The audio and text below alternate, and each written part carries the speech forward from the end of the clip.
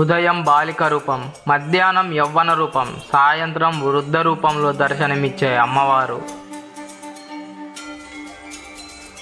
కొండల మధ్యలోంచి వెళ్ళి మనమైతే గిరి ప్రదక్షిణ అయితే చేయాల్సి ఉంటుంది.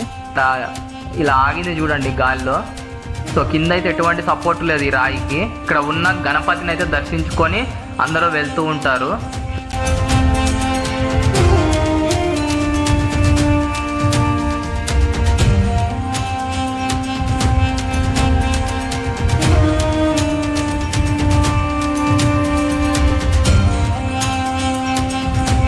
నమస్తే అందరికీ. ప్రెజెంట్ మనం హనుమకొండలోని పద్మాక్షి అమ్మవారి దేవాలయంలో ఉన్నాం. పద్మాక్షి అమ్మవారి దేవాలయం 5 పంచాక్షరి క్షేత్రాల్లో ఇది కూడా ఒకటి. సో 5 పంచాక్షరి క్షేత్రాలు ఏమిటంటే కామాక్షి, మధుర మీనాక్షి, కాశీ విశాలాక్షి, అలాగే ఈ హనుమకొండ పద్మాక్షి అండ్ హంపి విరూపాక్షి.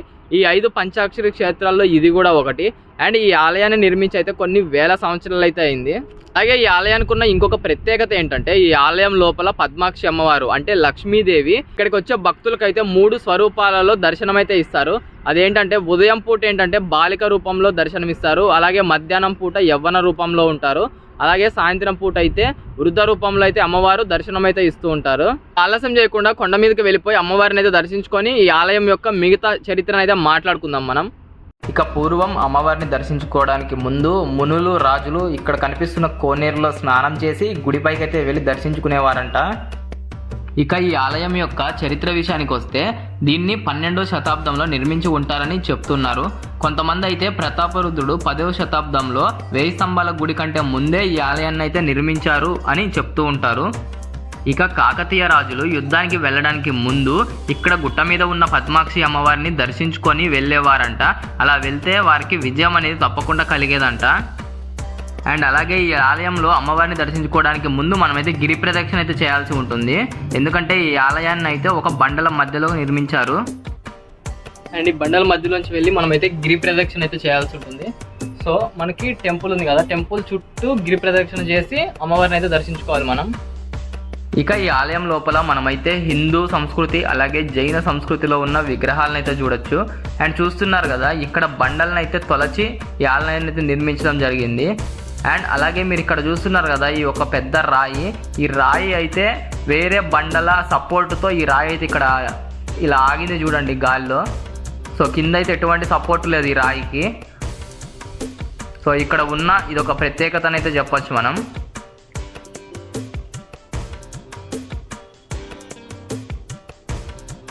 అండ్ అలాగే ఇక్కడ గిరి ప్రదక్షిణ చేసి ఇక్కడ ఉన్న గణపతిని అయితే దర్శించుకొని అందరూ వెళ్తూ ఉంటారు.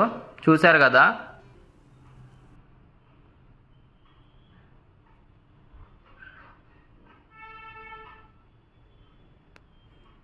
అండ్ చూడండి ఎంత పెద్ద పెద్ద బండలో ఈ బండలను అయితే తొలచి ఇక్కడ అమ్మవారి దేవాలయాన్ని అయితే నిర్మించడం జరిగింది. అండ్ అలాగే ఈ గుడి పైకి రావాలంటే కింద మెట్ల నిర్మాణం కూడా కింద నుంచి ఉన్న రాళ్ళనే మెట్ల రూపంలో అయితే తొలచి చేశారంట.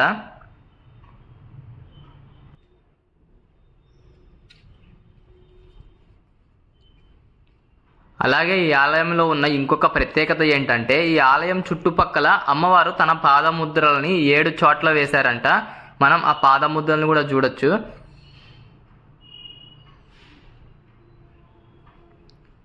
సో ఇక్కడ చూస్తున్నారు కదా, ఇక్కడ చూడండి అమ్మవారి చిత్రపటం అయితే ఉంది ఇక్కడ ఒకటి. అండ్ ఇక్కడ పూజలు అయితే నిర్వహించారు ఇక్కడికి వచ్చే భక్తులు. అండ్ అలాగే ఇక్కడ చూడండి, ఇక్కడైతే ఒక శివలింగముని చూడండి, శివలింగం అయితే ప్రతిష్ఠించారు. అండ్ ఇక్కడ చూడండి అమ్మవారి పాదం ముద్రలు అయితే ఉన్నాయి ఇక్కడ. ఈ గుట్ట చుట్టూ 7 చోట్లయితే పాదం ముద్రలను వేశారంట అమ్మవారు.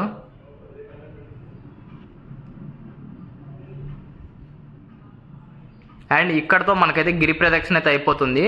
ఈ ఆలయం చుట్టూ మనకైతే దారి ఉంటుంది మనం గిరి ప్రదక్షిణ చేయడానికి. ఇలా గిరి ప్రదక్షిణ పూర్తి చేసుకొని అమ్మవారిని అయితే దర్శించుకోవాలి మనం.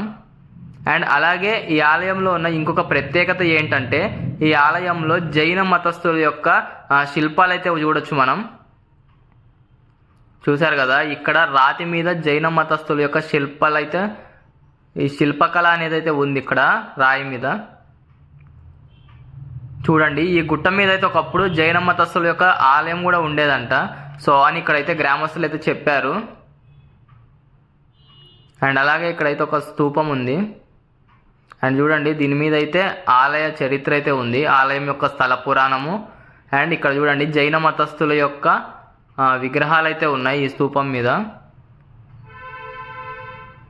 అండ్ అలాగే కింద అయితే స్థల పురాణం అయితే లిఖించి పెట్టారు ఇక్కడ ఆలయాన్ని.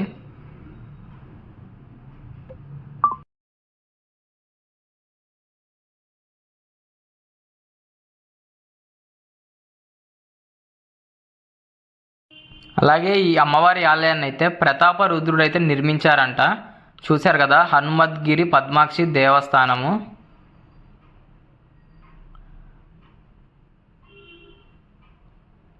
అండ్ అలాగే ఈ చుట్టుపక్కల పరిసరాలు చూసుకుంటే ఈ ఆలయం అయితే ఒక పెద్ద కొండ మీద ఉంటుంది. ఈ కొండ మీద నుంచి చూస్తే మనకైతే హనుమకొండ ఊరు మొత్తం అయితే కనిపిస్తూ ఉంటుంది.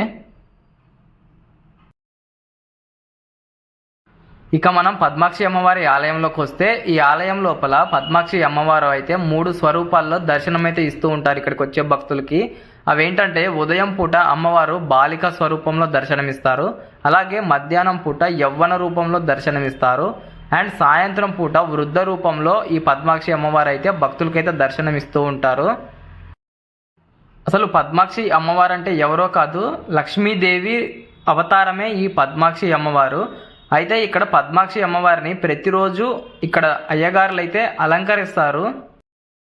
అలాగే ఇక్కడ అమ్మవారి విగ్రహానికి ముందు ఒక అద్దం అయితే ఉంటుంది. ఈ అద్దం వెనకాల నుంచి భద్రకాళి అమ్మవారి గుడికి అయితే స్వరంగ మార్గం ఉండేదంట, కానీ ఇప్పుడైతే దాన్ని మూసేశారు. అండ్ అలాగే ఒకసారి ఈ ఆలయ పరిసరాలను కూడా చూద్దాం మనం. చూశారు కదా, ఇక్కడ బండల మీద అయితే జైన మతస్థుల యొక్క విగ్రహాలు అంటే వాళ్ళ శిల్పకళ అయితే కనిపిస్తుంది మనకి.